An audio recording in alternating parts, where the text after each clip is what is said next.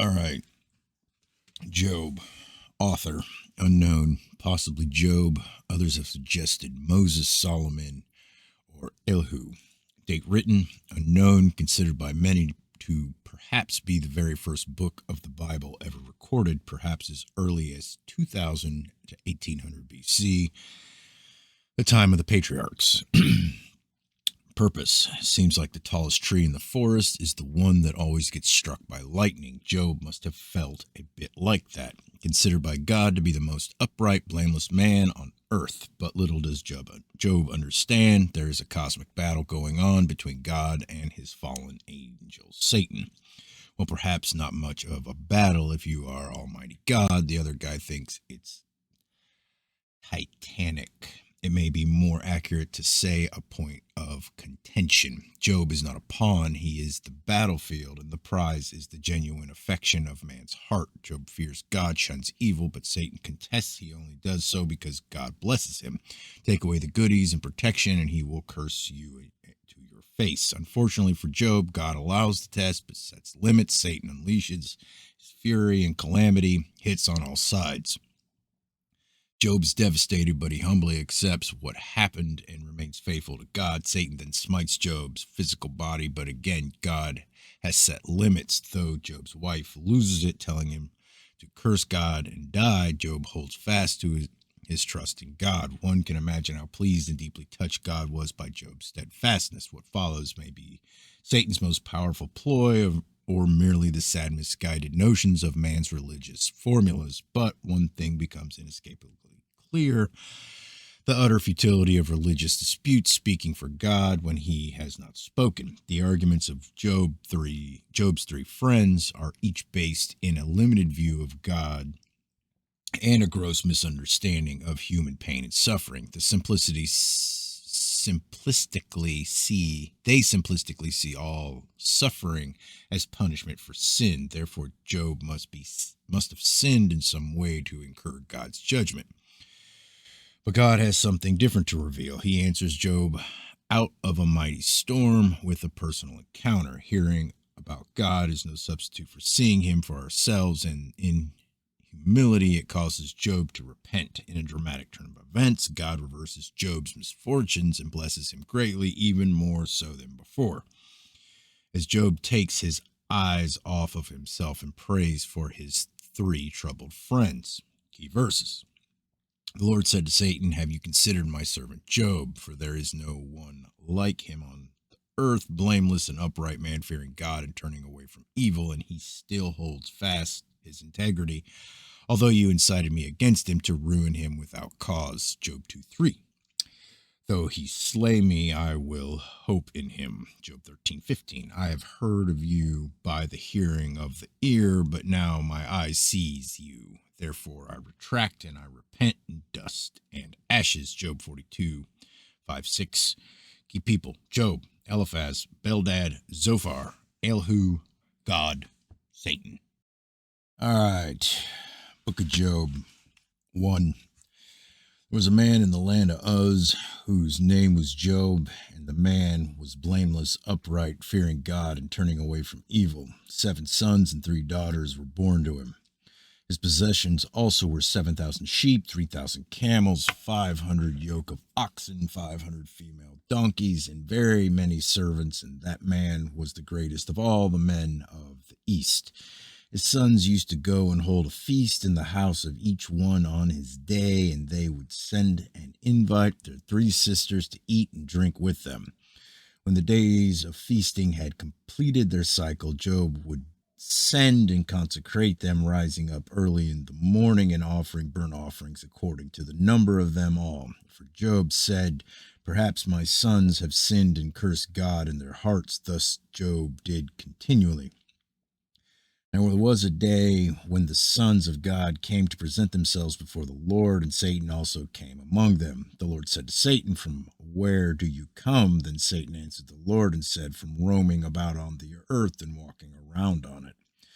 The Lord said to Satan, "Have you considered my servant Job? For there is no one like him on the earth, and blameless and upright man, fearing God and turning away from evil." Then Satan answered the Lord, "Does Job fear God for nothing? Have you not made a hedge about him and his house and all that he has on every side? Have you blessed the work of his hands, and his possessions and have increased in the land? But put forth your hand now and touch all that he has. He will surely curse you to your face. And the Lord said to Satan, Behold, all that he has is in your power, only do not put forth your hand on him. So Satan departed from the presence of the Lord. Satan allowed to test Job. Now on the day when his sons and his daughters were eating and drinking wine in their oldest brother's house, a messenger came to Job and said, The oxen were plowing and the donkeys feeding beside them, and the Sabines attacked and took them. They also slew the servants with the edge of the sword, and I alone have escaped to tell you. While he was still speaking, another also came and said, The fire of God fell from heaven and burned up the sheep and the servants and consumed them, and I alone have escaped to tell you. While he was still speaking, another also came and said, The Chaldeans formed 3 bands and made a raid on the camels and took them and slew the servants with the edge of the sword, and I alone have escaped to tell you. While he was still speaking, another also came and said, Your sons and your daughters were eating and drinking wine in their oldest brother's house. And behold, a great wind came from across the wilderness and struck the 4 corners of the house, and it fell on the young people, and they died, and I alone have escaped to tell you. And Job arose and tore his robe and shaved his head, and he fell to the ground and worshipped. He said, Naked I come from my mother's womb, and naked I shall return there. The Lord gave, and the Lord has taken away. Blessed be the name of the Lord.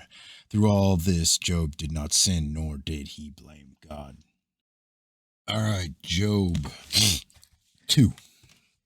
Job loses his health. Again, there was a day when the sons of God came to present themselves before the Lord, and Satan also came among them to present himself before the Lord. The Lord said to Satan, Where have you come from? Then Satan answered the Lord and said, From roaming about on the earth and walking around it.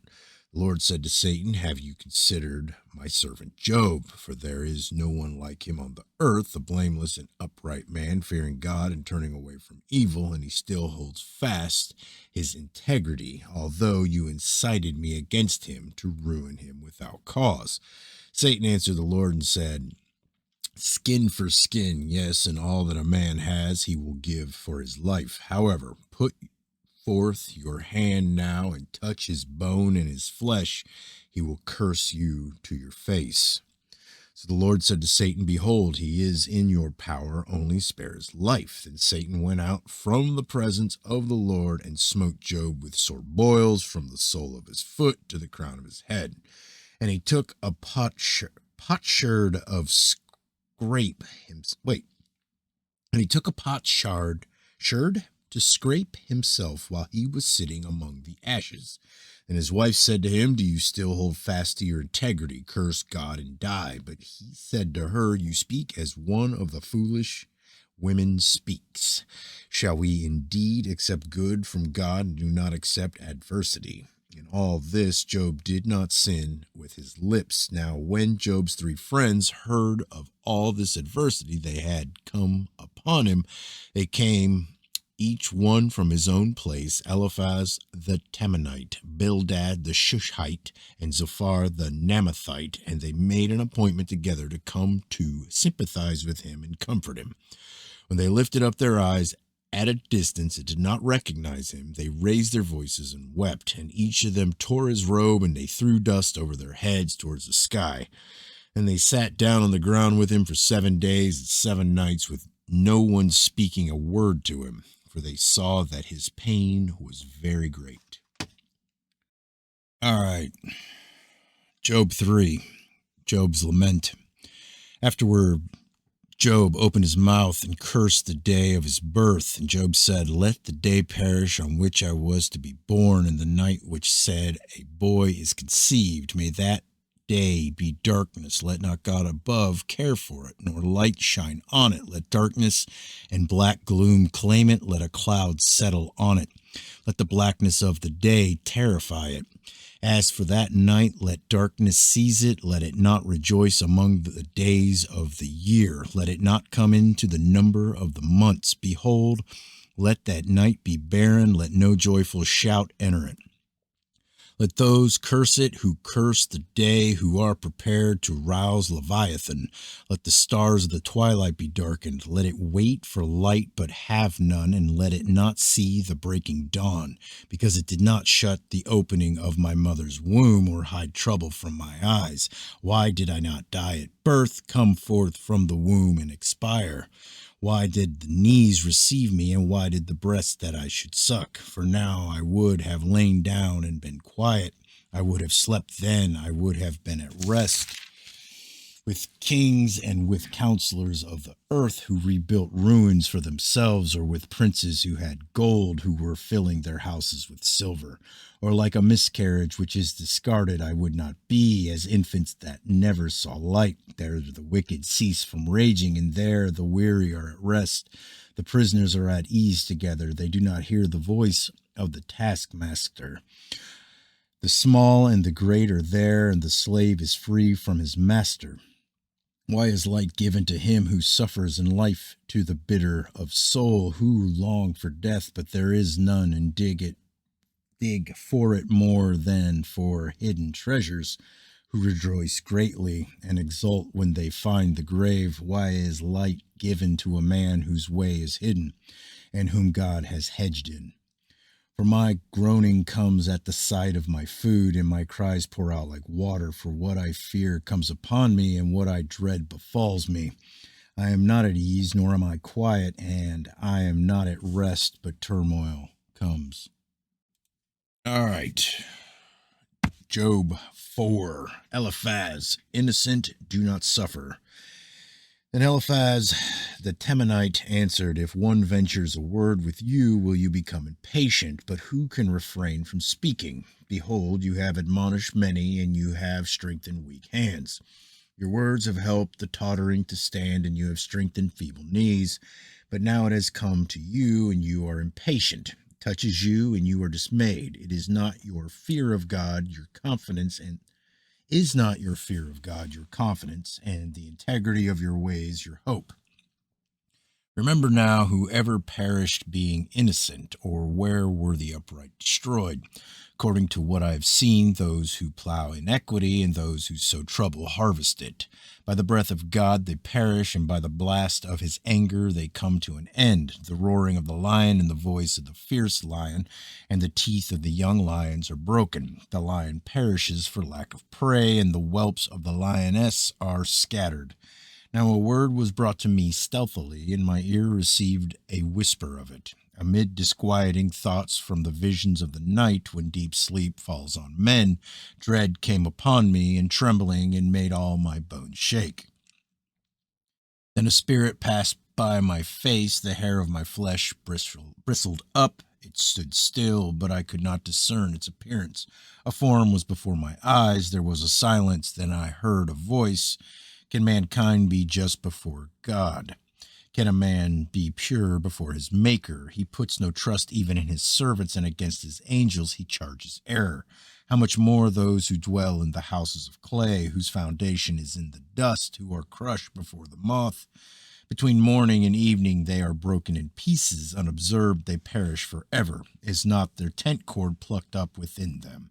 They die yet without wisdom. Job 5. God is just. Call now. Is there anyone who will answer you? And to which of the holy ones will you turn? For anger slays the foolish man, and jealousy kills the simple. I have seen the foolish taking root, and I cursed his abode immediately. His sons are far from safety. They are even oppressed in the gate, and there is no deliverer. His harvest the hungry devour, and take it to a place of thorns, and the schemer is eager for their wealth. For affliction does not come from the dust, nor does trouble sprout from the ground, for man is born for trouble, and sparks fly upward. But as for me, I would seek God, and I would place my cause before God, who does great and unsearchable things, wonders without number. He gives rain on the earth and sends water on the fields, so he sets on high those who are lowly, and those who mourn are lifted to safety. He frustrates the plotting of the shrewd so that their hands cannot attain success. He captures the wise by their own shrewdness, and the advice of the cunning is quickly thwarted. Day by they meet with darkness. Wait, by day they meet with darkness and grope at noon as in the night, but he saves from the sword of their mouth and the poor from the hand of the mighty. So the helpless has hope, and the unrighteousness must shut its mouth. Behold, now happy is the man whom God reproves. So do not despise the discipline of the Almighty. For he inflicts pain and gives relief. He wounds, and his hands also heal. From 6 troubles he will deliver you. Even in 7 evil will not touch you. Even in 7 evil will not touch you.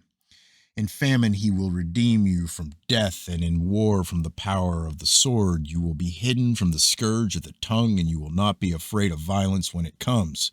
You will laugh at violence and famine, and you will not be afraid of wild beasts, for you will be in a league with the stones of the field, and the beasts of the field will be at peace with you. You will know that your tent is secure, for you will visit your abode and fear no loss. You will know also that your descendants will be many, and your offspring as the grass of the earth. You will come to the grave in full vigor, like the stacking of grain in its season. Behold, this we have investigated it, and so it is. Hear it and know for yourself. All right, Job 6. Job's friends are no help. Then Job answered, Oh, that my grief were actually weighed and laid in the balances together with my calamity, for then it would be heavier than the sand of the seas. Therefore my words have been rash, for the arrows of the Almighty are within me, their poison my spirit drinks, the terrors of God are arrayed against me. Does the wild donkey bray over his grass, or does the ox low over his fodder? Can something tasteless be eaten without salt, or is there any taste in the white of an egg? My soul refuses to touch them. They are like loathsome food to me. Oh, that my request might come to pass, and that God would grant my longing. Would that God were willing to crush me, that he would lose his hand and cut me off. But it is still my consolation, and I rejoice in unsparing pain that I have not denied the words of the Holy One. What is my strength that I should wait? And what is my end that I should endure? Is my strength the strength of stones, or is my flesh bronze? Is it that my help is not within me, and that deliverance is driven from me? From the despairing man there should be kindness from his friends, so that he does not forsake the fear of the Almighty.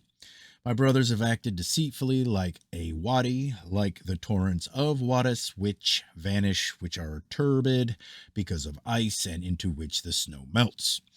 When they become waterless, they are silent. When it is hot, they vanish from their place. The paths of their course wind along. They go up into nothing and perish. The caravans of Telma looked. The travelers of Sheba hoped for them. They were disappointed, for they had trusted. They came there and were confounded. Indeed, you have now become such. You see a terror and are afraid. Have I said, Give me something, or offer a bribe for me from your wealth, or deliver me from the hand of the adversary, or redeem me from the hand of the tyrants? Teach me, and I will be silent, and show me how I have erred. How painful are honest words, but what does your argument prove? Do you intend to reprove my words, when the words of one in despair belong to the wind? You would even cast lots for the orphans and barter over your friend. Now please look at me and see if I lie to your face. Desist now, let there be no injustice. Even desist, my righteousness is yet in it. Is there injustice on my tongue? Cannot my palate discern calamities? All right. What is this? Job 7. Job's life seems futile. Is not a man forced to labor on earth, and are not his days like the days of a hired man? As a slave who pants for the shade, and as a hired man who eagerly waits for his wages, so am I allotted months of vanity, and nights of trouble are appointed me. When I lie down, I say, when shall I arise? But the night continues, and I am continually tossing until dawn. My flesh is clothed with worms and a crust of dirt. My skin hardens and runs. My days are swifter than a weaver's shuttle, and come to an end without hope. Remember that my life is but breath. My eye will not again see good. The eye of him who sees me will behold me no longer. Your eyes will be on me, but I will not be. When a cloud vanishes, it is gone. So he who goes down to Sheol does not come up. He will not return again to his house, nor will his place know him any more. Therefore, I will not restrain my mouth. I will speak in the anguish of my spirit. I will complain in the bitterness of my soul. Am I the sea or the sea monster, that you set a guard over me? If I say my bed will comfort me, my couch will ease my complaint, then you frighten me with dreams and terrify me with by visions, so that my soul would choose suffocation, death, rather than my pains. I waste away. I will not live forever. Leave me alone, for my days are but a breath. What is a man that you magnify him, and that you are concerned about him, that you examine him every morning and try him every moment? Will you never turn your gaze away from me, nor let me alone until I swallow my spittle? Have I sinned? What have I done to you, O watcher of men? Why have you set me as your target, so that I am a burden to myself? Why then do you not pardon my transgression and take away my iniquity? For now I will lie down in the dust, and you will seek me, but I will not be. All right, Job 8. Bildad says God rewards the good. And Bildad the Shuhite answered, how long will you say these things, and the words of your mouth be a mighty wind? Does God pervert justice, or does the Almighty pervert what is right? If your sons sinned against him, then he delivered them into the power of their transgression. If you would seek God and implore the compassion of the Almighty, if you are pure and upright, surely now he would rouse himself for you and restore your righteous estate. Though your beginning was insignificant, yet your end will increase greatly. Please inquire of past generations and consider the things searched out by their fathers. For we are only of yesterday and know nothing, because our days on earth are as a shadow. Will they not teach you and tell you and bring forth words from their minds? Can the papyrus grow up without a marsh? Can the rushes grow without water? While it is still green and not cut down, yet it withers before any other plant. So are the paths of all who forget God, and the hope of the godless will perish, whose confidence is fragile, and whose trust a spider's web. He trusts in his house, but it does not stand. He holds fast to it, but it does not endure. He thrives before the sun, and his shoots spread out over his garden. His roots wrap around a rock pile. He grasps a house of stones. If he is removed from his place, then it will deny him, saying, I never saw you. Behold, this is the joy of his way, and out of the dust others will spring. Lo, God will not reject a man of integrity, nor will he support the evildoers. He will yet fill your mouth with laughter and your lips with shouting. Those who hate you will be clothed with shame, and the tent of the wicked will be no longer. All right, Job 9. Job says, there is no arbiter between God and man. And Job answered, in truth, I know that this is so, but how can a man be in the right before God? If one wished to dispute with him, he could not answer him once in 1,000 times. Wise in heart and mighty in strength, who has defied him without harm? It is God who removes the the mountains, they know not how, when he overturns them, his anger, who shakes the earth out of its place, and its pillars tremble, who commands the sun not to shine, and sets a seal upon the stars, who alone stretches out the heavens and tramples down the waves of the sea, who makes the Bear, Orion, and the Pleiades, and the chambers of the south, who does great things unfathomable, and wondrous works without number. Were he to pass by me, I would not see him. Were he to move past me, I would not perceive him. Were he to snatch away, who could restrain him? Who could say to him, "What are you doing?" God will not turn back his anger. Beneath him crouch the helpers of Rahab. How then can I answer him and choose my words before him? For though I were right, I could not answer. I would have to implore the mercy of my judge. If I called and he answered me, I could not believe that he was listening to my voice. For he bruises me with a tempest and multiplies my wounds without cause. He will not allow me to go. No, he will not allow me to get my breath, but saturates me with bitterness. If it is a matter of power, behold, he is the strong one. And if it is a matter of justice, who can summon him? Though I am righteous, my mouth will condemn me. Though I am guiltless, he will declare me guilty. I am guiltless. I do not take notice of myself. I despise my life. It is all one. Therefore I say, he destroys the guiltless and the wicked. If the scourge kills suddenly, he mocks the despair of the innocent. The earth is given into the hand of the wicked. He covers the faces of its judges. If it is not he, then who is it? Now my days are swifter than a runner. They flee away. They see no good. They slip by like reed boats, like an eagle that swoops on its prey. Though I say I will forget my complaint, I will leave off my sad countenance and be cheerful. I am afraid of all my pains. I know that you will not acquit me. I am accounted wicked. Why then should I toil in vain? If I should wash myself with snow and cleanse my hands with lye, yet you would plunge me into the pit, and my own clothes would abhor me. For he is not a man as I am, that I may answer him, that we may go to court together. There is no umpire between us who may lay his hand upon us both. Let him remove his rod from me, and let not dread of him terrify me. Then I would speak and not fear him, but I am not like that in myself. All right. Job 10, Job despairs of God's dealings. I loathe my own life. I will give full vent to my complaint. I will speak in the bitterness of my soul. I will say to God, do not condemn me. Let me know why you contend with me. Is it right for you indeed to oppress, to reject the labor of your hands, and to look favorably on the schemes of the wicked?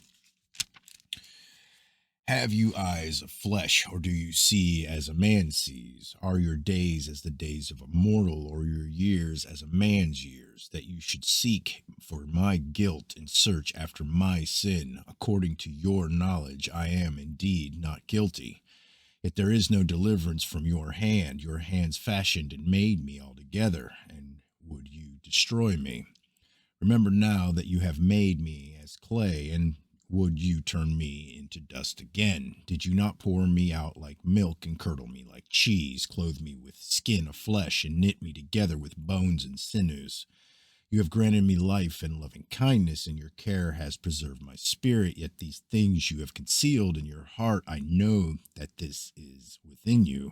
If I sin, then you would take note of me and would not acquit me of my guilt. If I am wicked, woe to me. And if I am righteous, I dare not lift up my head. I am saddened with disgrace and conscious of my misery. Should my head be lifted up, you would hunt me like a lion, and again you would show your power against me. You renew your witness against me and increase your anger towards me. Hardship after hardship is with me. Why then have you brought me out of the womb? Would that I had died, and no eye had seen me. I should have been as though I had not been carried from womb to womb. Would he not let my few days alone. Withdraw from me, that I may have a little cheer before I go, and I shall not return to the land of darkness and deep shadow, the land of utter gloom as darkness itself, of deep shadow without order, and which shines as the darkness. All right. Job 11. Zophar rebukes Job. And Zophar the Naamathite answered, Shall a multitude of words go unanswered, and a talkative man be acquitted? Shall your boast silence men, and shall you scoff and none rebuke? For you have said, My teaching is pure, and I am an innocent in your eyes, but would that God might speak and open his lips against you and show you the secrets of wisdom. And sound wisdom has two sides. Know then that God forgets a part of your iniquity. Can you discover the depths of God? Can you discover the limits of the Almighty? They are high as the heavens. What can you do? Deeper than Sheol, what can you know? Its measure is no longer than the earth and broader than the sea. If he passes by or shuts up or calls an assembly, who can restrain him? For he knows false men, and he sees iniquity without investigating. An idiot will become intelligent when the foal of a wild donkey is born a man. If you would direct your heart right and spread out your hand to him, if iniquity is in your hand, put it far away, and do not let wickedness dwell in your tents. Then indeed you could lift up your face without moral defect, and you would be steadfast and not fear. For you would forget your trouble, and waters that have passed by you would remember it. Your life would be brighter than noonday. Darkness would be like the morning. Then you would trust, because there is hope. And you would look around and rest securely. You would lie down, and none would disturb you, and many would entreat your favor. But the eyes of the wicked will fail, and there will be no escape for them, and their hope is to breathe their last. All right. Job 12. Job chides his accusers. And Job responded, Truly then you are the people, and with you wisdom will die, but I have intelligence as well as you. I am not inferior to you, and who does not know such things as these? I am a joke to my friends, the one who called on God, and he answered him. A just and blameless man is a joke. He who is at ease holds calamity in contempt, as prepared for those whose feet slip. The tents of the destroyers prosper, and those who provoke God are secure, whom God brings into their power. But now ask the beasts, and let them teach you, and the birds of the heavens, and let them tell you, or speak to the earth, and let it teach you, and let the fish of the sea declare to you. Who among all these does not know that the hand of the Lord has done this, in whose hand is the life of every living thing, and the breath of all mankind? Does not the ear test words as the palate tastes food? Wisdom is with aged men, with long life is understanding. Job speaks of the power of God. With him are wisdom and might. To him belong counsel and understanding. Behold, he tears down, and it cannot be rebuilt. He imprisons a man, and there can be no release. Behold, he restrains the waters, and they dry up, and he sends them out, and they inundate the earth.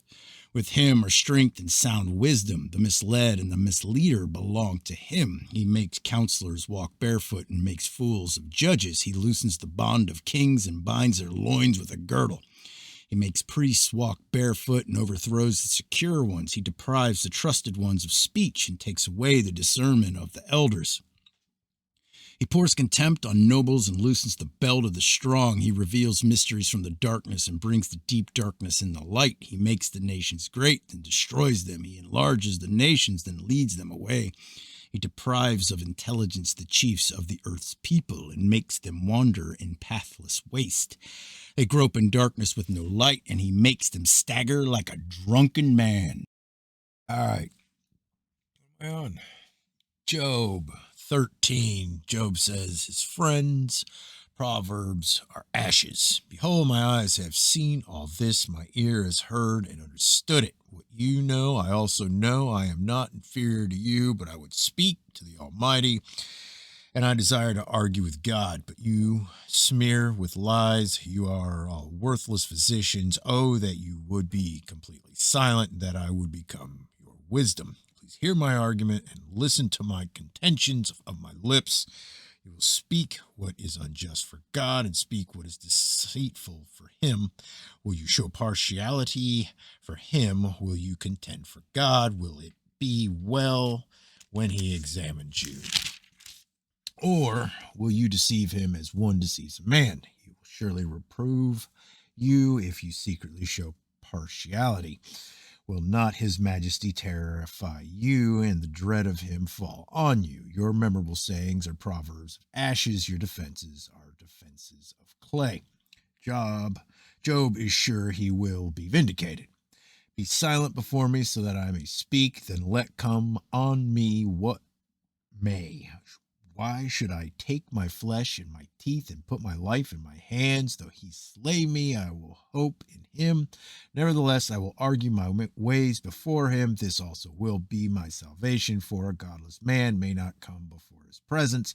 Listen carefully to my speech, and let my declaration fill your ears. Behold, now I have prepared my case. I know that I will be vindicated. Who will contend with me? For then I would be silent and die. Only two things do not do to me, then I will not hide from your face. Remove your hand from me, and let me not the dread of you terrify me. Then call, and I will answer, or let me speak, then reply to me. How many are my iniquities and sins? Make known to me my rebellion and my sin. Why do you hide your face and consider me your enemy? Will you cause a driven leaf to tremble, or will you pursue the dry chaff? For you write bitter things against me and make me to inherit the iniquities of my youth. You put my feet in the stocks and watch all my paths, and you set a limit for the soles of my feet while I am decaying like a rotten thing, like a garment that is moth eaten. All right. Job 14. Job speaks of the finality of death. Man who is born of woman is short lived and full of turmoil. Like a flower, he comes forth and withers. He also flees like a shadow and does not remain. You also open your eyes on him and bring him into judgment with yourself.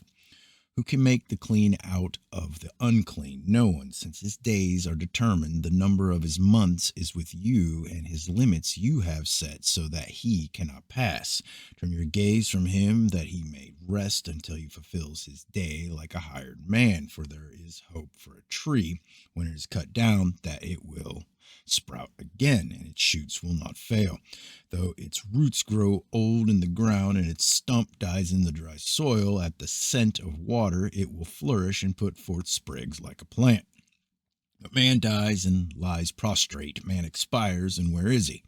As water evaporates from the sea and a river becomes parched and dried up, so man lies down and does not rise. Until the heavens are no longer, he will not awake nor be aroused out of his sleep. Oh, that you would hide me in Sheol, that you would conceal me until your wrath returns to you, that you would set a limit for me and remember me. If a man dies, will he live again? All the days of my struggle I will wait until my change comes. You will call, and I will answer you. You will long for the work of your hands. For now you number my steps. I do not observe my sin. My transgression is sealed up in a bag, and you wrap up my inequity. But the falling mountain crumbles away, and the rock moves from its place. Water wears away stones. Its torrents wash away the dust of the earth. So you destroy man's hope.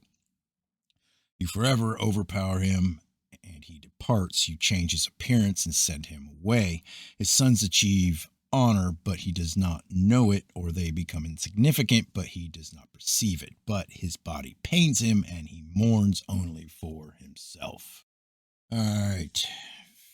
Job 15, Eliphaz says, Job presumes much.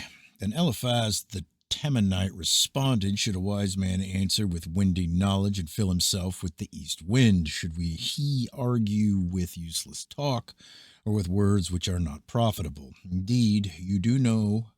Nope. you do away with reverence and hinder meditation before God, and your guilt teaches your mouth, and you choose the language of the crafty. Your own mouth condemns you, and not I, and your own lips testify against you. Were you the first man to be born, or were you brought forth before the hills? Do you hear the secret counsel of God and limit wisdom to yourself? What do you know that we do not know? What do you understand that we do not?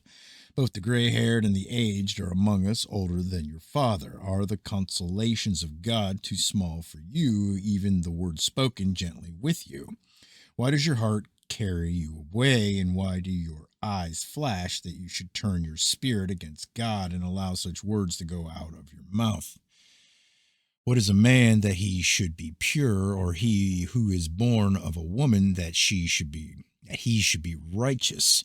Behold, he puts no trust in his holy ones, and the heavens are not pure in his sight. How much less one who is detestable and corrupt, man who drinks iniquity like water? What Eliphaz has seen of life.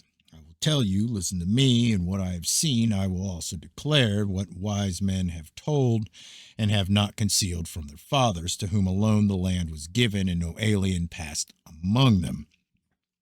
The wicked man writhes in pain all his days, and numbered are the years stored up for the ruthless. Sounds of terror are in his ears, while at peace the destroyer comes upon him. He does not believe that he will return from darkness, and he is destined for the sword. He wanders about for food, saying, "Where is it?" He knows that a day of darkness is at hand. Distress and anguish terrify him. They overpower him like a king ready for the attack, because he has stretched out his hand against God and conducts himself arrogantly against the Almighty. He rushes headlong at him with his massive shield, for he has covered his face with his fat and made his thighs heavy with flesh.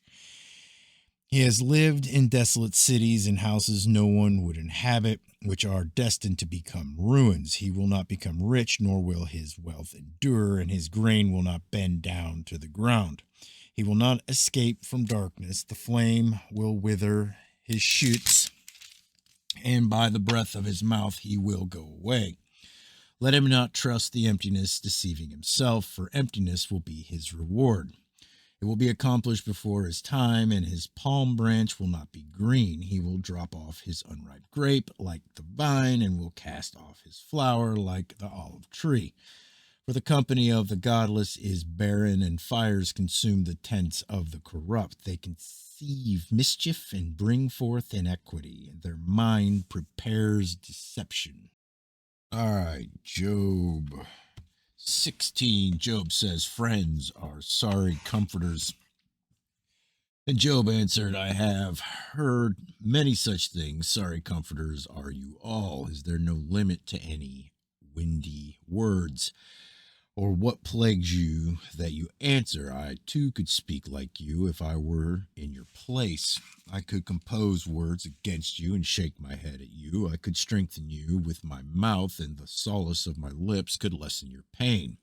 If I speak, my pain is not lessened, and if I hold back, what has left me? But now he has exhausted me and have laid waste all my company. You have shriveled me up. It has become a witness, and my leanness rises up against me. It testifies to my face. His anger has torn me and hunted me down. He has gnashed at me with his teeth. My adversary glares at me. They have gaped at me with their mouth. They have slapped me on the cheek with contempt. They have massed themselves against me. God hands me over to ruffians and tosses me into the hands of the wicked. I was at ease, but he shattered me, and he has grasped me by the neck and shaken me to pieces. He has also set me up as his target. His arrows surround me. Without mercy, he splits my kidneys open. He pours out my gall on the ground. He breaks through me with breach after breach. He runs at me like a warrior. I have sewed sackcloth over my skin and thrust my horn in the dust. My face is flushed from weeping, and deep darkness is on my eyelids, although there is no violence in my hands, and my prayer is pure. O earth, Do not cover my blood, and let there be no resting place for my cry. Even now, behold, my witness is in heaven, and my advocate is on high. My friends are my scoffers. My eye weeps to God. Oh, that a man might plead with God as a man with his neighbor. For when a few years are past, I shall go the way of no return. All right. Job says he has become a byword. My spirit is broken. My days are extinguished. The grave is ready for me. Surely mockers are with me, and my eye gazes on their provocation. Lay down now a pledge for me with yourself. Who is there that will be my guarantor? For you have kept their heart from understanding, therefore you will not exalt them. He who informs against friends for a share of the spoil, the eyes of his children also will languish. But he has made me a byword of the people, and I am one at whom men spit. My eye has also grown dim because of grief, and all my members are as a shadow. The upright will be appalled at this, and the innocent will stir up himself against the godless. Nevertheless, the righteous will hold to his way, and he who has clean hands will grow stronger and stronger. But come again, all of you now, for I do not find a wise man among you. My days are past, my plans are torn apart, even the wishes of my heart. They make night into day, saying the light is near in the presence of darkness. If I look for Sheol as my home, I make my bed in the darkness. If I call to the pit, you are my father, to the worm, my mother and my sister, where is my hope, and who regards my hope? Will it go down with me to Sheol? Shall we together go down into the dust? All right. Chapter 18, Job. Bildad speaks of the wicked. Then Bildad the Shuhite responded, How long will you hunt for words? Show understanding, and then we can talk. Why are we regarded as beasts, as stupid in your eyes?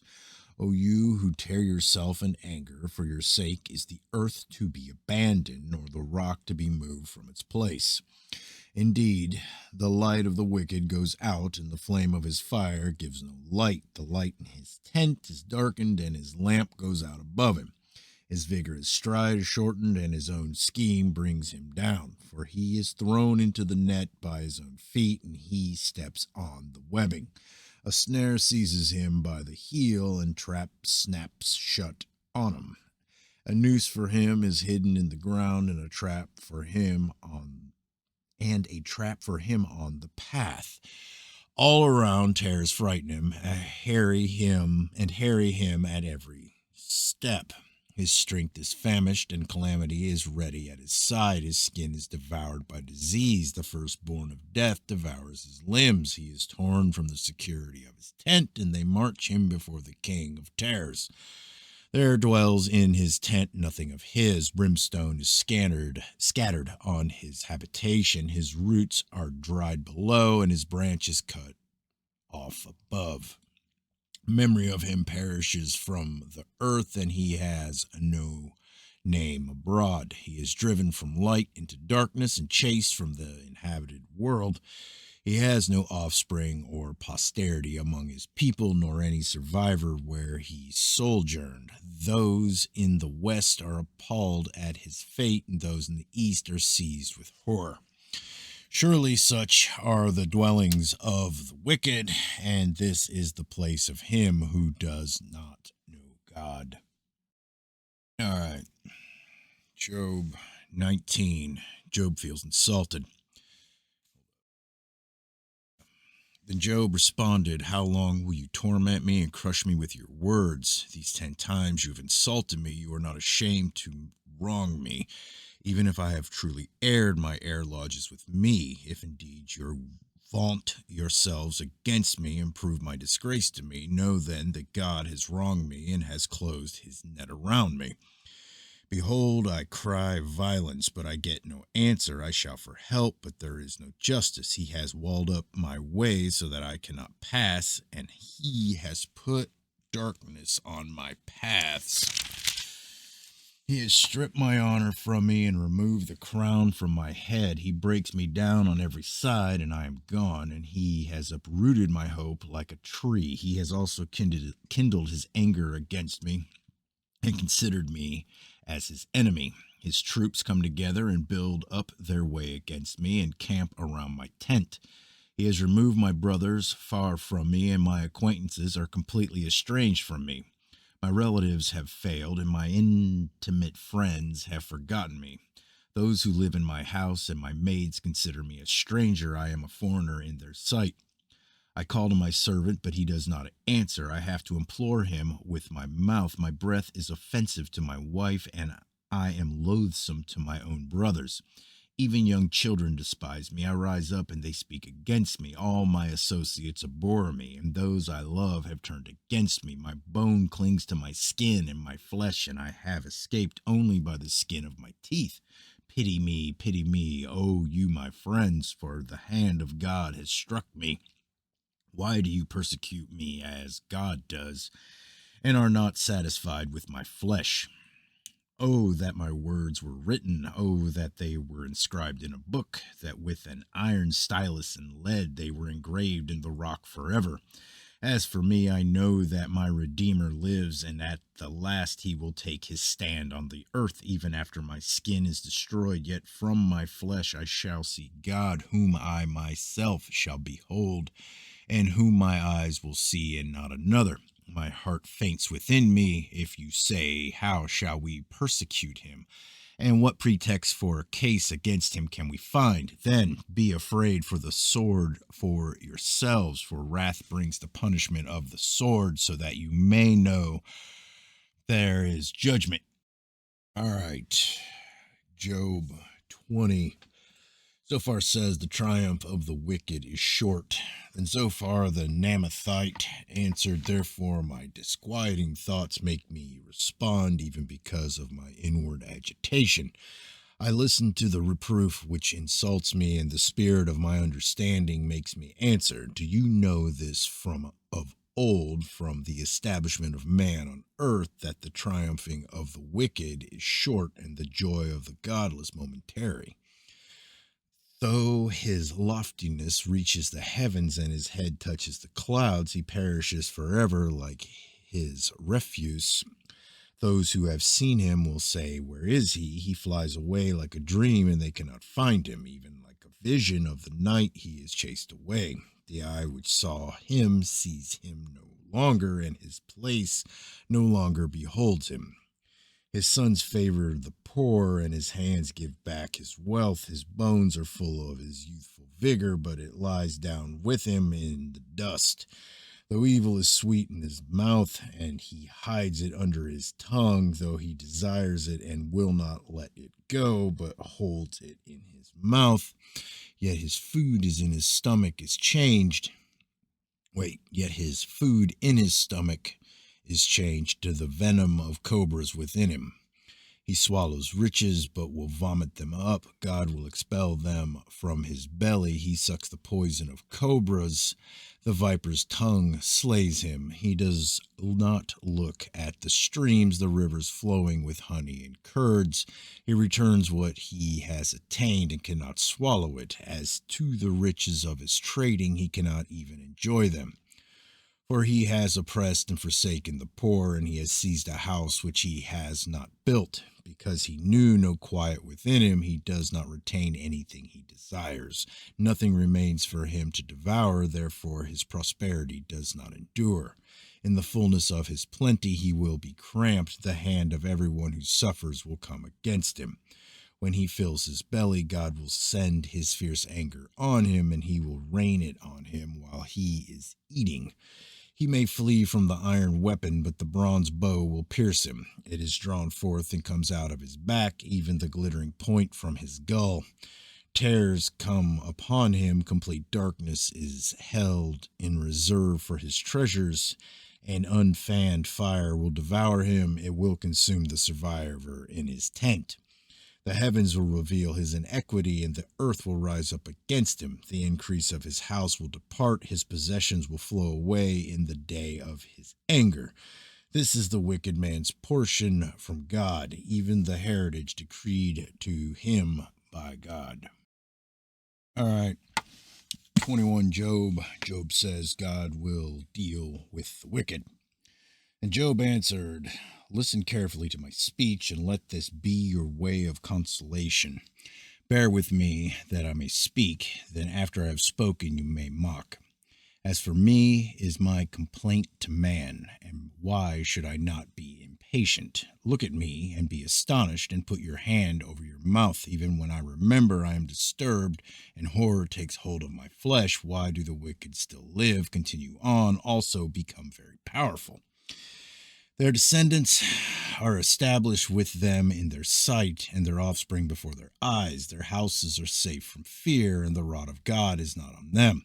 His ox mates without fail, his cow calves, and does not abort. They send forth their little ones like the flock, and their children skip about.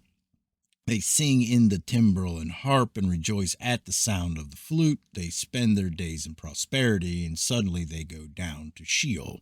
They say to God, depart from us. We do not even desire the knowledge of your ways. Who is the mighty, almighty, that we should serve him? And what would we gain if we entreat him? Behold, their prosperity is not in their hand. The counsel of the wicked is far from me. How often is the lamp of the wicked put out, or does their calamity fall on them? Does God apportion destruction in his anger? Are they as straw before the wind, and like chaff which the storm carries away? You say, God stores away a man's iniquity for his sons. Let God repay him so that he may know it. Let his own eyes see his decay, and let him drink of the wrath of the Almighty. For what does he care for his household after him, when the number of his months is cut off? Can anyone teach God knowledge, in that he judges those on high? One dies in his full strength, being wholly at ease and satisfied. His sides are filled out with fat, and the marrow of his bones is moist, while another dies with a bitter soul, never even tasting anything good. Together they lie down in the dust, and worms cover them. Behold, I know your thoughts and the plans by which you would wrong me. For you say, where is the house of the nobleman, and where is the tent, the dwelling places of the wicked? Have you not asked wayfaring men, and do you not recognize their witness? For the wicked is reserved for the day of calamity. They will be led forth at the day of fury. Who will confront him with his actions, and who will repay him for what he has done? While he is carried to the grave, men will keep watch over his tomb. The clods of the valley will gently cover him.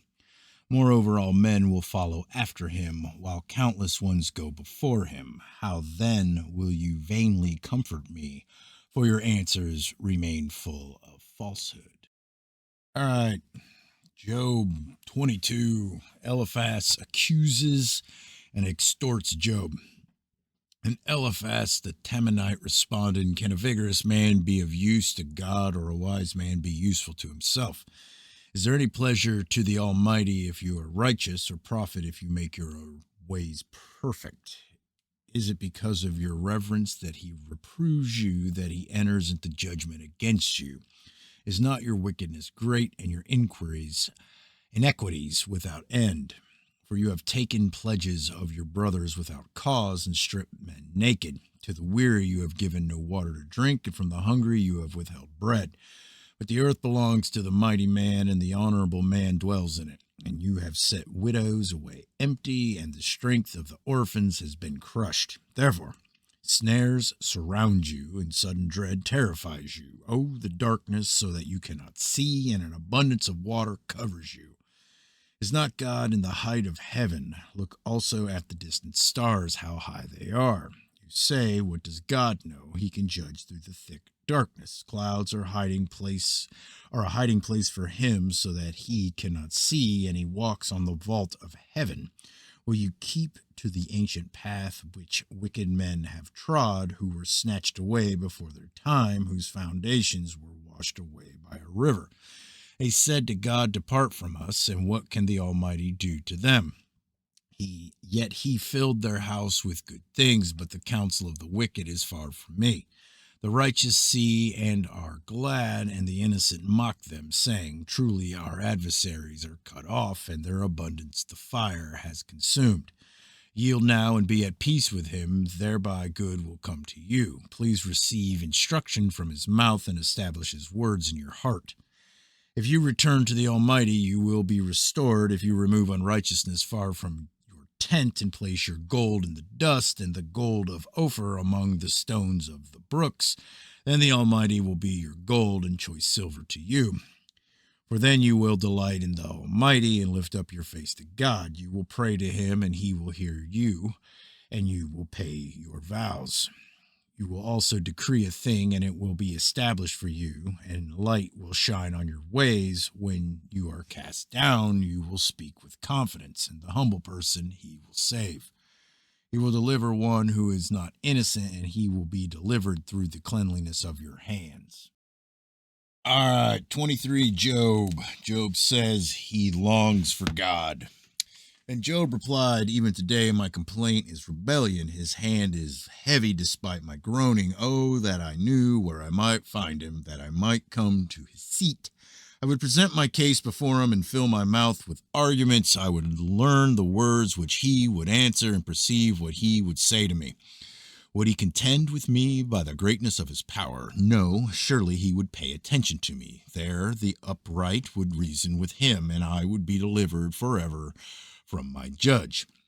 Behold, I go forward, but he is not there, and backwards, but I cannot perceive him. When he acts on the left, I cannot behold him. He turns on the right, I cannot see him. But he knows the way I take. When he has tried me, I shall come forth as gold. My foot has held fast to his path. I have kept his way and not turned aside. I have not departed from the command of his lips. I have treasured the words of his mouth more than my necessary food. But he is unique, and who can turn him? And what his soul desires, that he does. For he performs what is appointed for me, and many such decrees are with him. Therefore I would be dismayed at his presence. When I consider, I am terrified of him.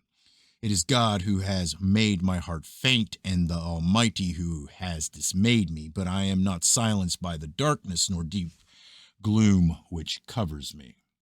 All right. Job 24, Job says, God seems to ignore wrongs. Why are times not stored up by the Almighty, and why do those who know him not see his days? Some remove the landmarks, they seize and devour flocks. They drive away the donkeys of the orphans, they take the widow's ox for a pledge. They push the needy aside from the road, the poor of the land are made to hide themselves altogether. Behold, as wild donkeys in the wilderness, they go forth seeking food, and their activity is bread for their children in the desert. They harvest their fodder in the field and glean the vineyard of the wicked. They spend the night naked without clothing and have no covering against the cold. They are wet with the mountain rains and hug the rock for want of a shelter. Others snatch the orphan from the breast, and against the poor they take a pledge. They cause the poor to go about naked without clothing, and they take away the sheaves from the hungry. Within the walls they produce oil, they tread wine presses, but thirst. From the city men groan, and the souls of the wounded cry out, yet God does not pay attention to folly. Others have been with those who rebel against the light. You do not want to know its ways, nor abide in its paths. The murderer arises at dawn. He kills the poor and the needy, and at night he is as a thief. The eye of the adulterer waits for the twilight, saying, no eye will see me. And he disguises his face. In the dark they dig into houses. They shut themselves up by day. They do not know the light. For the morning is the same to him as thick darkness, for he is familiar with the terrors of thick darkness. They are insignificant on the surface of the water. Their portion is cursed on the earth. They do not turn towards the vineyards. Drought and heat consume the snow waters. So does Sheol those who have sinned. A mother will forget him, and the worms feed sweetly till he is no longer remembered, and wickedness will be broken like a tree. He wrongs the barren woman and does no good for the widow, but he drags off the valiant by his power. He rises, but no one has assurance of life. He provides them with security, and they are supported, and his eyes are on their ways. They are exalted a little while, then they are gone. Moreover, they are brought low, and like everything gathered up, even like the heads of grain, they are cut off. Now if it is not so, who can prove me a liar and make my speech worthless? All right. Job 25 and 26 too. Bildad says, man is inferior. Then Bildad the Shuhite answered, dominion and awe belong to him who establishes peace in his heights.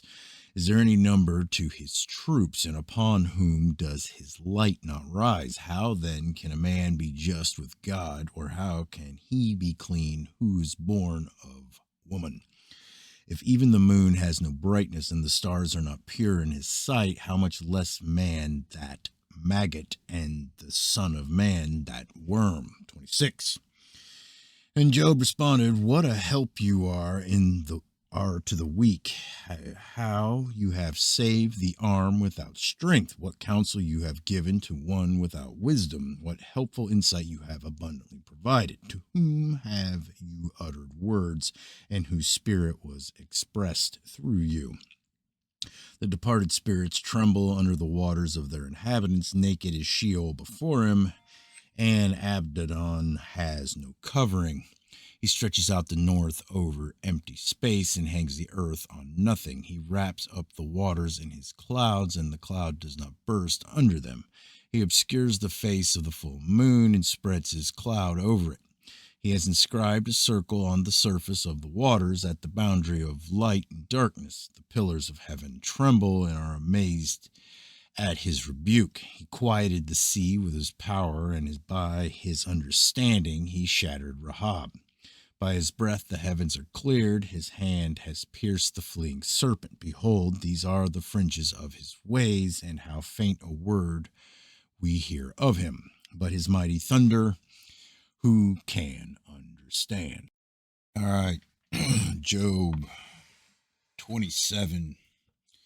Job affirms his righteousness. And then Job continued his discourse and said, as God lives, who has taken away my right, and the Almighty, who has embittered my soul, for as long as life is in me and the breath of God is in my nostrils, my lips certainly will not speak unjustly, nor will my tongue mutter deceit. Far be it from me that I should declare you right. Till I die, I will not put away my integrity from me. I hold fast my righteousness and will not let it go. My heart does not reproach any of my days. May my enemy be as the wicked and my opponent as the unjust. For what is the hope of the godless when he is cut off, when God requires his life? Will God hear this cry when distress comes upon him? Will he take delight in the Almighty? Will he call on God at all times? I will instruct you in the power of God. What is with the Almighty I will not conceal. Behold, all of you have seen it. Why then do you act foolishly? This is the portion of a wicked man from God, and the inheritance which tyrants receive from the Almighty. Though his sons are many, they are destined for the sword, and his descendants will not be satisfied with bread. His survivors will be buried because of the plague, and their widows will not be able to weep. Though he piles up silver like dust and prepares garments as plentiful as the clay, he may prepare it, but the just will wear it, and the innocent will divide the silver. He has built his house like the spider's web, or as a hut which the watchman has made. He lies down rich, but never again. He opens his eyes, and it is no longer. Terrors overtake him like a flood. A tempest steals him away in the night. The east wind carries him away, and he is gone. For it whirls him away from his place, for it will hurl at him without sparring. He will surely try to flee from its power. Men will clap their hands at him and will hiss him from his place. All right. Job 28. Job tells of earth's treasures. Surely there is a mine for silver, and a place where they refine gold. Iron is taken from the dust, and copper is smelt from rock. Man puts an end to darkness, and to the farthest limit he searches out the rock and gloom and deep and shallow.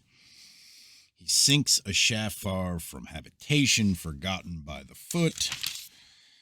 They hang and swing to and fro, far from men. The earth, from it comes food, and underneath it is turned up as fire.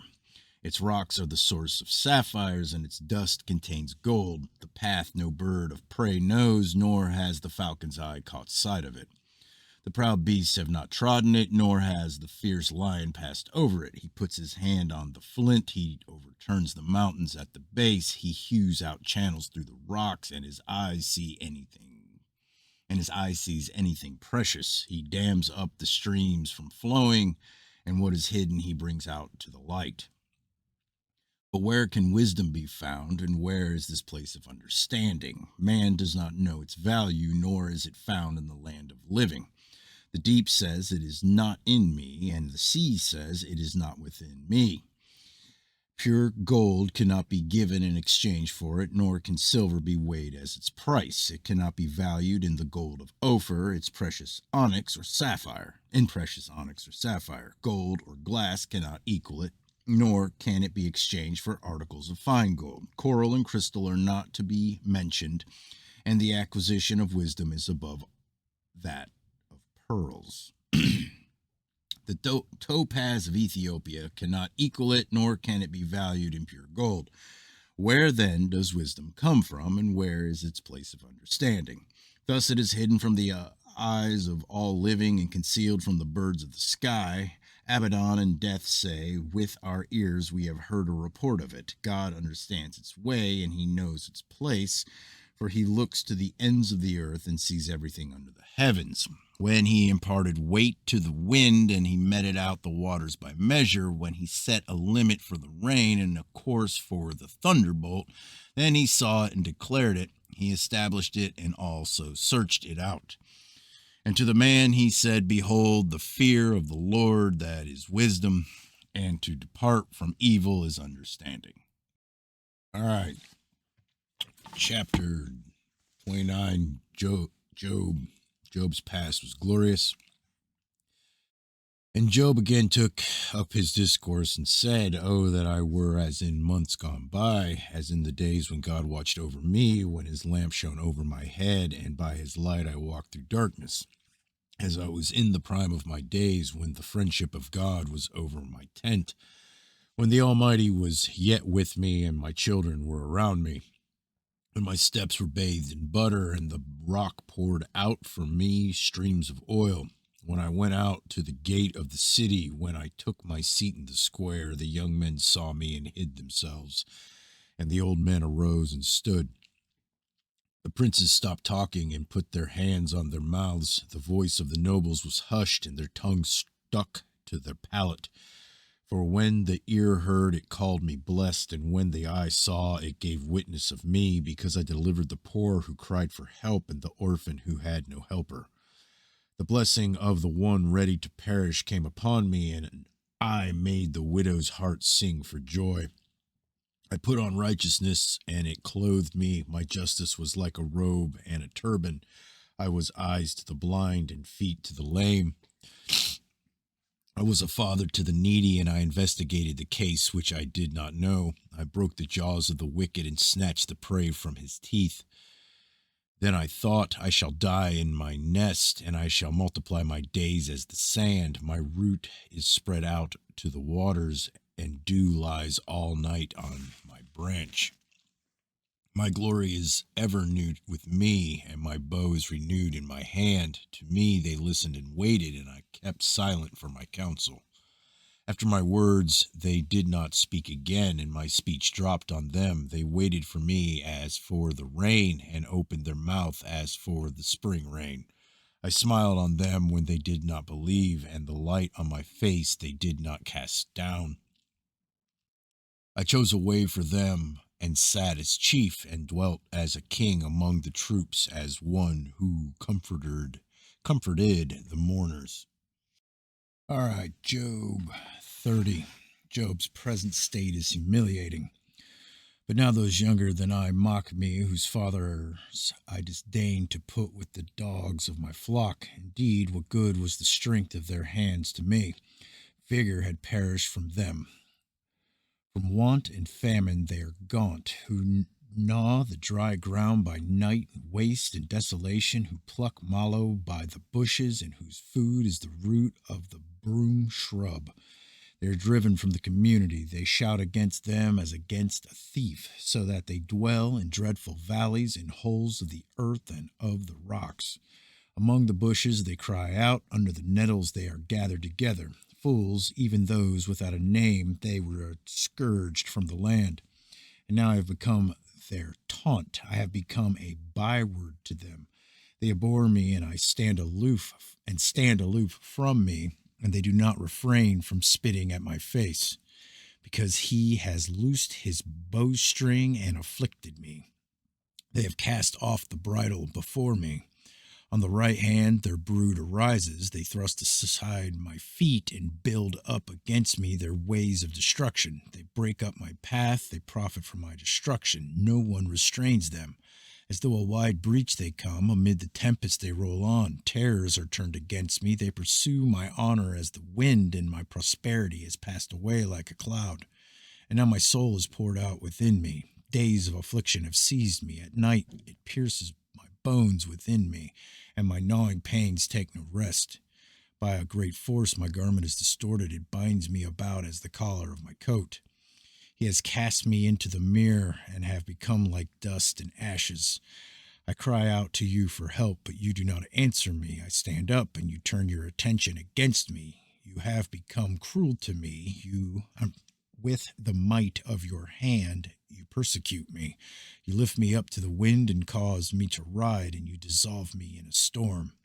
For I know that you will bring me to death and to the house of meeting for all living. Yet does not one in a heap of ruin stretched out his hand, or in his disaster therefore cry out for help?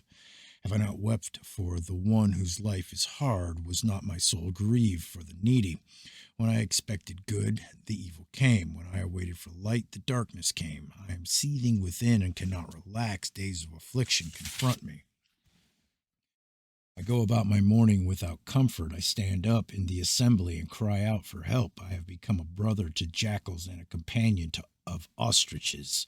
My skin turns black on me, and my bones burn with fever. Therefore, my harp is turned to mourning, and my flute to the sound of those who weep. All right. Job 31. Job asserts his integrity. I have made a covenant with my eyes. How then could I gaze at a virgin? And what is the portion of God from above, or the heritage of the Almighty from on high? Is it not calamity to the unjust, and disaster to those who work iniquity? Does he not see my ways and number all my steps? If I have walked with falsehood, and my foot has hastened after deceit, let him weigh me with accurate scales, and let God know my integrity. If my step is turned from the way, or my heart followed my eyes, or if any spot has stuck to my hands, let me sow and another eat, and let my crops be uprooted. If my heart has been enticed by a woman, or I have lurked at my neighbor's doorway, may my wife grind for another, and let others kneel down over her, for that would be a lustful crime. Moreover, it would be an iniquity punishable by judges, for it would be fire that consumes to Abaddon, and would uproot all my increase. If I have despised the claim of my male or female slaves when they filed a complaint against me, what then could I do when God arises? And when he calls me to account, what will I answer him? Did not he who made me in the womb make him, and the same one fashion us in the womb? If I have kept the poor from their desire, or I have caused the eyes of the widow to fail, or have eaten my morsel alone, and the orphan has not shared it, but from my youth he grew up with me as with a father, and from infancy I guided her. If I have seen anyone perish for lack of clothing, or that the needy had no covering, if his loins have not thanked me, and if he has not been warmed with the fleece of my sheep, if I have lifted up my hand against the orphan because I saw I had support in the gate, let my shoulder fall from the socket and my arm be broken off at the elbow, for calamity from God is a terror to me, and because of his majesty I can do nothing. If I have put my confidence in gold and called fine gold my trust, if I have gloated because my wealth was great and because my hand had secured so much, if I have looked at the sun when it shone, or the moon going in splendor, and my heart became secretly enticed, and my hand threw a kiss from my mouth, that too would have been an iniquity calling for judgment, for I would have denied God above. Have I rejoiced at the extinction of my enemy, or when exulted when evil befell him? No, I have not allowed my mouth to sin by asking for his life in a curse. Have the men of my tent not said, who can find one who has not been satisfied with his meat? The alien has not lodged outside, for I have opened my doors to the traveler. Have I covered my transgressions like Adam by hiding my iniquity in my bosom? Because I feared the great multitude, and the contempt of families terrified me, and kept silent and did not go out of doors. Oh, that I had one to hear me. Behold, here is my signature. Let the Almighty answer me, and the indictment which my adversary has written. Surely I would carry it on my shoulder. I would bind it to myself like a crown. I would declare to him the number of my steps. Like a prince, I would approach him. If my land cries out against me, and its furrows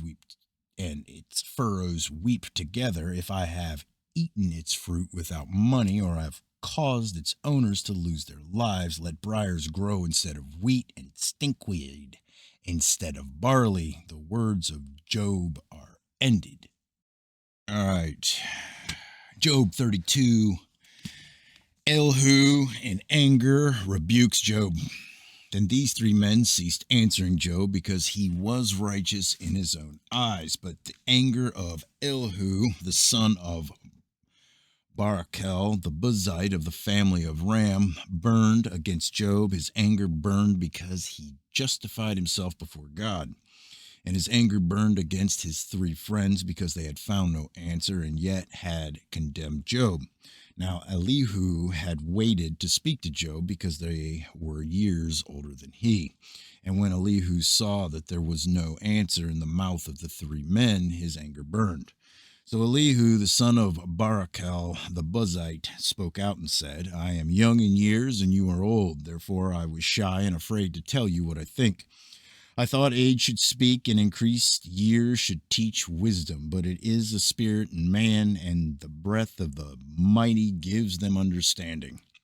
The abundant in years may not be wise, nor may elders understand justice. So I say, listen to me. I too will tell what I think. Behold, I waited on your words. I listened to your reasonings while you pondered what to say. I even paid close attention to you. Indeed, there was no one who refuted Job, not one of you who answered his words, not to say we have found wisdom. God will rout him, not man, for he has not arranged his words against me, nor will I reply to him with your arguments. They are dismayed.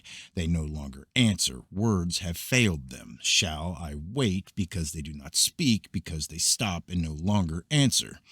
I too will answer my share. I also will tell my opinion, for I am full of words. The spirit within me constrains me. Behold, my belly is like an unvented wine, like new wineskins, it is about to burst. Let me speak that I may get relief. Let me open my lips and answer. Let me now be partial to no one, nor flatter any man, for I do not know how to flatter, else my Maker would soon take me away. All right. Job 33. Elihu claims to speak for God. However, now, Job, please hear my speech and listen to all my words. Behold, now I open my mouth, my tongue in my mouth speaks. My words are from the uprightness of my heart, and my lips speak knowledge sincerely. The Spirit of God has made me, and the breath of the Almighty gives me life. Refute me if you can. Array yourselves before me. Take your stand. Behold, I belong to God. Like you, I too have been formed out of the clay. Behold, no fear of me should terrify you, nor should my pressure weigh heavily on you. Surely you have spoken in my hearing, and I have heard the sound of your words. I am pure, without transgression. I am innocent, and there is no guilt in me. Behold, he invents pretexts against me. He counts me as his enemy. He puts my feet in the stocks. He watches all my paths. Behold, let me tell you, you are not right in this, for God is greater than man. Why do you complain against him that he does not give an account of all his doings? Indeed, God speaks once or twice, yet no one notices it. In a dream, a vision of the night, when sound asleep falls on men while they slumber in their beds, then he opens the ears of men and seals their instruction, that he may turn man aside from his conduct and keep man from pride. He keeps back his soul from the pit and his life from passing over into Sheol. Man is also chastened with pain on his bed and with unceasing complaint in his bones, so that his life loathes bread and his soul favorite food. His flesh wastes away from sight, and his bones, which were not seen, stick out. Then his soul draws near to the pit, and his life to those who bring death. If there is an angel as mediator for him, 1 out of 1,000, to remind a man what is right for him, then let him be gracious to him and say, deliver him from going down to the pit. I have found a ransom. Let his flesh become fresher than in youth. Let him return to the days of his youthful vigor. Then he will pray to God, and he will accept him, that he may see his face with joy. He may restore his righteousness to man. He will sing to men and say, I have sinned and perverted what is right, and it is not proper for me. He has redeemed my soul from going to the pit, and my life shall see the light. Behold, God does all these things oftentimes with men, to bring back his soul from the pit, that he may be enlightened with the light of life. Pay attention, O Job, listen to me. Be silent and let me speak. Then, if you have anything to say, answer me. Speak, for I desire to justify you. If not, listen to me. Keep silent, and I will teach you wisdom. All right, Job 34. Elihu vindicates God's justice. Then Elihu continued and said, hear my words, you wise men, and listen to me, you who know. For the ear tests words, and the palate tastes food. Let us choose ourselves what is right. Let us know among ourselves what is good. For Job has said, I am righteous, but God has taken away my right. Should I lie concerning my right? My wound is incurable, though I am without transgression. What man is like Job, who drinks up derision like water, who goes in company with the workers of iniquity and walks with wicked men? For he has said, it profits a man nothing when he is pleased with God. Therefore, listen to me, you men of understanding. Far be it from God to do wickedness, and from the Almighty to do wrong, for he pays a man according to his work, and makes him find it according to his way. Surely God will not act wickedly, and the Almighty will not pervert justice. Who gave him authority over the earth, and who has laid on him the whole world? If he should determine to do so, he should gather to himself his spirit and his breath. All flesh would perish together, and man would return to dust. But if you have understanding, hear this. Listen to the sound of my words. Shall one who hates justice rule? And will you condemn the righteous, mighty one who says to the king, worthless one, to nobles, wicked ones, who shows no partiality to princes, nor regards the rich above the poor, for they all are the work of his hands. In the moment they die, and at midnight people are shaken and pass away, and the mighty are taken away without a hand. For his eyes are upon the ways of a man, and he sees all his steps. There is no darkness or deep shadow where the workers of iniquity may hide themselves. For he does not need to consider a man further, that he should go before God in judgment. He breaks in pieces mighty men without inquiry, and sets others in their place. Therefore he knows their works, and he overthrows them in the night, and they are crushed. He strikes them like the wicked in a public place, because he turned aside from following him, and had no regard for any of his ways, so that they caused the cry of the poor to come to him, and that he might hear the cry of the afflicted. When he keeps quiet, who then can condemn? And when he hides his face, who then can behold him? That is, in regard to both nation and man. So that godless men would not rule, nor be snares of the people. For has anyone said to God, I have borne chastisement, I will not offend any more? Teach me what I do not see. If I have done inequity, I will not do it again. Shall he recompense on your terms, because you have rejected it? For you must choose, and not I. Therefore declare what you know. Men of understanding will say to me, and a wise man who hears me, Job speaks without knowledge, and his words are without wisdom. Job ought to be tried to the limit, because he answers like wicked men, for he adds rebellion to his sin. He claps his hands among us and multiplies his words against God. All right, so chapter 35, Job. Then Elihu continued and said, do you think this is according to justice? Do you say, my righteousness is more than God's? For you say, what advantage will it be to you? What profit will I have more than if I have sinned? I will answer you, and your friends with you. Look at the heavens and see, and behold the clouds. They are higher than you. If you have sinned, what do you accomplish against him? And if your transgressions are many, what do you do to him? If you are righteous, what do you give to him, or what does he receive from your hand? Your wickedness is for a man like yourself, and your righteousness is for a son of man. Because of the multitude of oppressions they cry out. They cry for help because of the arm of the mighty, but no one says, where is God, my maker, who gives song in the night, who teaches us more than the beasts of the earth, and makes us wiser than the birds of the heavens? There they cry out, but he does not answer, because of the pride of evil men. Surely God will not listen to an empty cry, nor will the Almighty regard it. How much less when you say you do not behold him, the case is before him, and you must wait for him. And now, because he has not visited in his anger, nor has he acknowledged transgression well, so Job opens his mouth emptily. He multiplies words without knowledge. All right, chapter 36, Job. Elihu speaks of God's dealings with men. Then Elihu continued and said, wait for me a little, and I will show you that there is yet more to be said in God's behalf. I will fetch my knowledge from afar, and I will ascribe righteousness to my Maker. For truly my words are not false. One who is perfect in knowledge is with you. Behold, God is mighty, but does not despise any. He is mighty in strength and of understanding. He does not keep the wicked alive, but gives justice to the afflicted. He does not withdraw his eyes from the righteous, but with kings on the throne, but he has seated them forever, and they are exalted. And if they are bound in fetters and are caught in the cords of affliction, then he declares to them their work and their transgressions, that they have magnified themselves. He opens their ear to instruction and commands that they return from evil.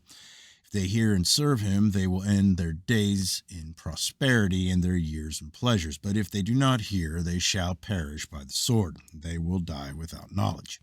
But the godless in heart lay up in anger. They do not cry for help when he binds them. They die in youth, and their life perishes among the cult prostitutes.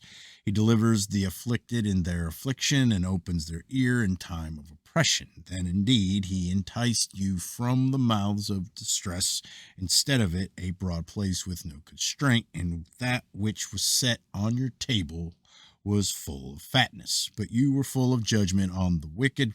Judgment and justice take hold of you. Beware that wrath does not entice you to scoffing, and do not let the greatness of the ransom turn you aside. Will your riches keep you from distress, or all the forces of your strength?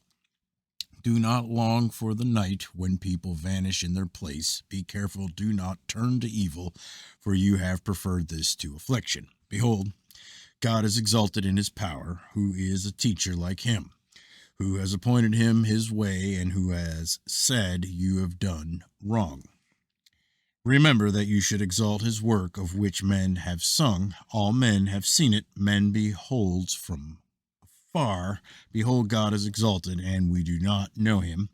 The number of his years is unsearchable, for he draws up the drops of water. They distill rain from the mist, which the clouds pour down. They drip upon man abundantly. Can anyone understand the spreading of the clouds, the thundering of his pavilion? Behold, he spreads his lightning about him, and he covers the depths of the sea. For by these he judges peoples, he gives food in abundance. He covers his hands with the lightning and commands it to strike the mark. Its noise declares his presence, the cattle also concerning what is coming up. Okay. Job 37. Elihu says God is back of the storm. At this also my heart trembles and leaps from its place. Listen closely to the thunder of his voice and the rumbling that goes out from his mouth.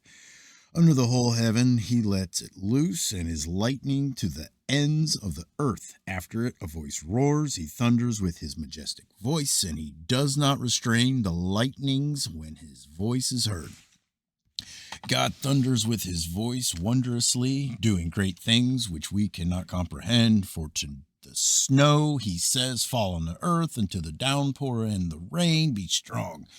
He seals the hand of every man, that all men may know his work. Then the beast goes into its lair and remains in its den. Out of the south comes the storm, and out of the north the cold. From the breath of God ice is made, and the expanse of the waters is frozen. Also with moisture he loads the thick cloud. He disperses the cloud of his lightning. He changes direction, turning around by his guidance, that it may do whatever he commands it on the face of the inhabited earth. Whether for correction or for his world or for loving kindness, he causes it to happen. Listen to this, O Job. Stand and consider the wonders of God. Do you know how God establishes them and makes the lightning of his cloud to shine? Do you know about the layers of the thick clouds, the wonders of one perfect in knowledge? You whose garments are hot when the land is still because of the south wind. Can you with him spread out the skies strong as a molten mirror? Teach us what we shall say to him. We cannot arrange our case because of darkness. Shall it be told him that I would speak, or should a man say that he would be swallowed up? Now, men do not see the light which is bright in the skies, but the wind has passed and cleared them. Out of the north comes golden splendor. Around God is awesome majesty. The Almighty, we cannot find him. He is exalted in power, and he will not do violence to justice and abundant righteousness. Therefore men fear him. He does not regard any who are wise of heart. I think it's the last one. No, it's not. That's it. All right. 38, Job. God speaks now to Job. And the Lord answered Job out of the whirlwind and said, who is this that darkens counsel by words without knowledge? Now gird up your loins like a man, and I will ask you and you instruct me. Where were you when I laid the foundation of earth? Tell me if you have understanding. Who sets its measurements, since you know, or stretched the line on it, or what were its bases sunk, and who laid its cornerstone when the morning stars sang together and all the sons of God shouted for joy?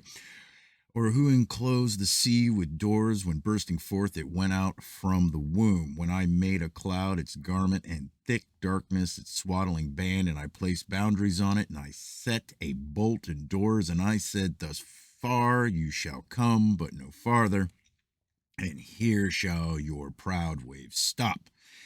Have you ever in your life commanded the morning and caused the dawn to know its place, that it might take hold of the ends of the earth, and that the wicked be shaken out of it? It is changed like clay under the seal, and they stand forth like a garment. From the wicked their light is withheld, and the uplifted arm is broken. Have you entered into the springs of the sea, or walked into the recesses of the deep? Have the gates of death been revealed to you, or have you seen the gates of deep darkness? Have you understood the expanse of the earth? Tell me, if you know all this.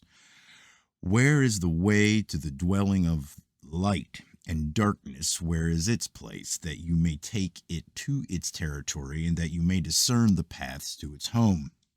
You know, for you were born then, and the number of your days is great. Have you entered the storehouses of the snow, or have you seen the storehouses of the hail, which I have reserved for the time of distress, for the day of war and battle?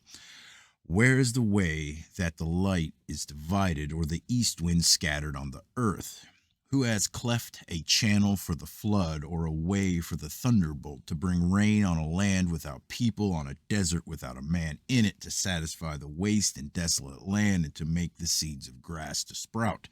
Has the rain a father, or who has begotten the drops of dew, from whose womb has come the ice and the frost of heaven, who has given it birth? Water becomes hard like stone, and the surface of the deep is imprisoned.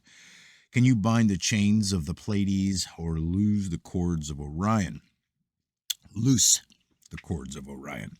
Can you lead forth a constellation in its season, and guide the bear with her satellites? Do you know the ordinances of the heavens, or fix their rule over the earth? Can you lift up your voice to the clouds, so that an abundance of water will cover you?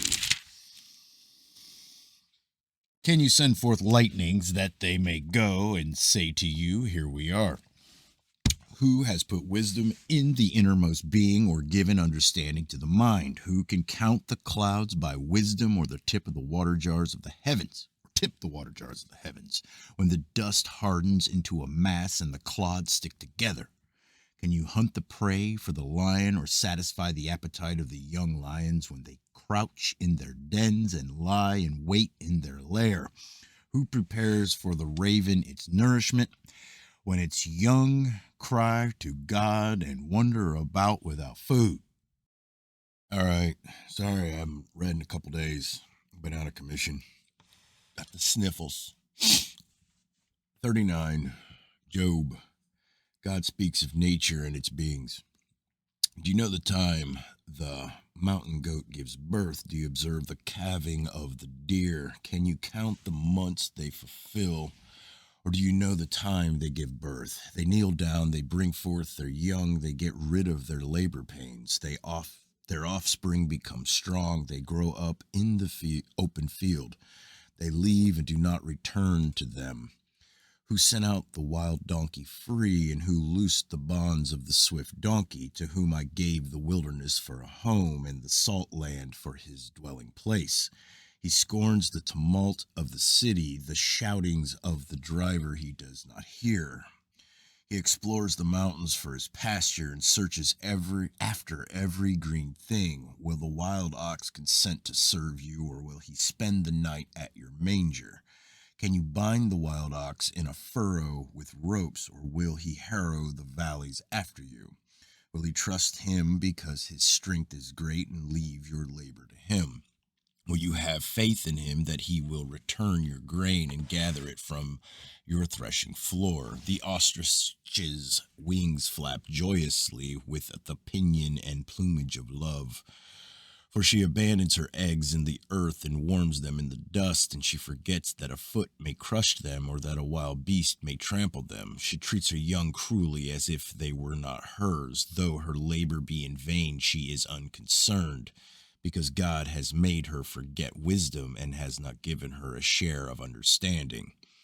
When she lifts herself on high, she laughs at the horse and his rider. Do you give those horse his might? Do you clothe his neck with a mane? Do you make him leap like the locust? His majestic snorting is terrible. He paws in the valley and rejoices in his strength. He goes out to meet the weapons. He laughs at fear and is not dismayed, and he does not turn back from the sword. The quiver rattles against him, the flashing spear and javelin. With shaking and rage he races over the ground. He does not stand still at the voice of the trumpet. As often as the trumpet sounds, he says, "Aha!" and he scents the battle from afar, and the thunder of the captains and the war cry. Is it by your understanding that the hawk soars, stretching his wings towards the south? Is it at your command that the eagle mounts up and makes his nest on high? On the cliff he dwells and lodges, upon the rocky crag an inaccessible place. From there he spies out food, his eyes see it from afar. His young ones also suck up blood, and where the slain are, there is he. All right, Job 40. Then the Lord said to Job, "Will the fault finder contend with the Almighty? Let him who reproves God answer it." Then Job answered the Lord and said, "Behold, I am insignificant. What can I reply to you? I lay my hand on my mouth. Once I have spoken, and I will not answer. Even twice, and I will add nothing more." Then the Lord answered Job out of the storm and said, "Now gird up your loins like a man. I will ask you, and you instruct me. Will you really annul my judgment? Will you condemn me that you may be justified? Or do you have an arm like God and can you thunder with a voice like his? Adorn yourself with eminence and dignity and clothe yourself with honor and majesty. Pour out the overflowings of your anger and look on everyone who is proud and make him low. Look on everyone who is proud and humble him, and tread down the wicked where they stand. Hide them in the dust together, bind them in the hidden place. Then I will also confess to you that your own right hand can save you. Behold now, Behemoth, which I made as well as you, he eats grass like an ox. Behold now his strength in his loins, and his power in the muscles of his belly. He bends his tail like a cedar, and the sinews of his thighs are knit together. His bones are tubes of bronze, his limbs are like bars of iron. He is the first of the ways of God. Let his maker bring near his sword. Surely the mountains bring him food, and all the beasts of the field play there. Under the lotus plants he lies down in the covert of the reeds and the marsh. The lotus plants cover him with shade. The willows of the brook surround him. If a river rages, he is not alarmed. He is confident, though the Jordan rushes to his mouth. Can anyone capture him when he is on watch? With barbs, can anyone pierce his nose? All right, 41. Job. Can you draw out a Leviathan with a fish hook, or press down his tongue with a cord? Can you put a rope in his nose or pierce his jaw with a hook? Will he make many supplications to you, or will he speak to you soft words? Will he make a covenant with you? Will he take him for a servant forever? Will you play with him as with a bird, or will you bind him for your maidens? Will the traders bargain over him? Will they divide him among the merchants? Can you fill his skin with harpoons, or his head with fishing spears? Lay your hand on him. Remember the battle. You will not do it again. Behold, your expectation is false. Will you be laid low even at the sight of him? No one is so fierce that he dares to arouse him. Who then is he that can stand before me? Who has given to me that I should repay him? Whatever is under the whole heaven is mine. I will not keep silence concerning his limbs or his mighty strength or his orderly frame. Who can strip off his outer armor? Who can come within his double mail? Who can open the doors of his face? Around his teeth there is terror. His strong scales are his pride, shut up as with a tight seal. One is so near to another that no air can come between them. They are joined one to another. They clasp each other and cannot be separated. His sneezes flash forth light, and his eyes are like the eyelids of the morning. Out of his mouth go burning torches, sparks of fire leap forth. Out of his nostrils smoke goes forth, and from it a boiling pot and burning rushes. His breath kindles coals, and a flame goes forth from his mouth. In his neck lodges strength, and dismay leaps before him. The folds of his flesh are joined together, firm on him and immovable. His heart is as hard as a stone, even as hard as a lower millstone. When he raises himself up, the mighty fear. Because of the crashing, they are bewildered. The sword that reaches him cannot avail, nor the spear, the dart, or the javelin. He regards iron as straw, bronze as rotten wood. The arrow cannot make him flee. Sling stones are turned into stubble for him.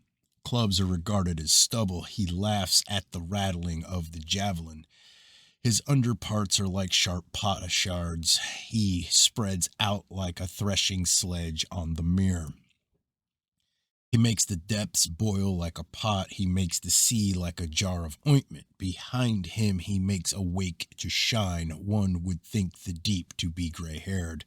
Nothing on earth is like him, one made without fear. He looks on everything that is high. He is king over the sons of pride. All right, Job 42. And Job answered the Lord and said, I know that you can do all things, and that no purpose of yours can be thwarted. Who is this that hides counsel without knowledge? Therefore I have declared that which I did not understand, things too wonderful for me, which I did not know. Hear now, and I will speak. I will ask you, and you instruct me. I have heard of you by the hearing of the ear, but now my eyes sees you. Therefore I retract, and I repent in dust and ashes. Came about after the Lord had spoken these words to Job, that the Lord said to Eliphaz the Temanite, My wrath is kindled against you and against your two friends, because you have not spoken of me what is right, as my servant Job has. Now therefore, take for yourselves 7 bulls and 7 rams, and go to my servant Job, and offer up a burnt offering for yourselves, and my servant Job will pray for you. For I will accept him, so that I may not do with you according to your folly, because you have not spoken of me what is right, as my servant Job has. So Eliphaz the Temanite, and Bildad the Shuhite, and Zophar the Naamathite went and did as the Lord told them, and the Lord accepted Job. God restores Job's fortunes. The Lord restored the fortunes of Job when he prayed for his friends, and the Lord increased all that Job had twofold. Then all his brothers and all his sisters and all who had known him before came to him, and they ate bread with him in his house, and they consoled him and comforted him for all the adversities that the Lord had brought on him. And each one gave him 1 piece of money, and each a ring of gold. The Lord blessed the latter days of Job more than his beginning, and he had 14,000 sheep and 6,000 camels and 1,000 yoke of oxen and 1,000 female donkeys. He had 7 sons and 3 daughters. He named the first Jemima, and the second Keza, and the third Karen Hapuch. In all the land no women were found so fair as Job's daughters, and their father gave them inheritance among their brothers. After this, Job lived 140 years and saw his sons and his grandsons 4 generations, and Job died an old man and full of days.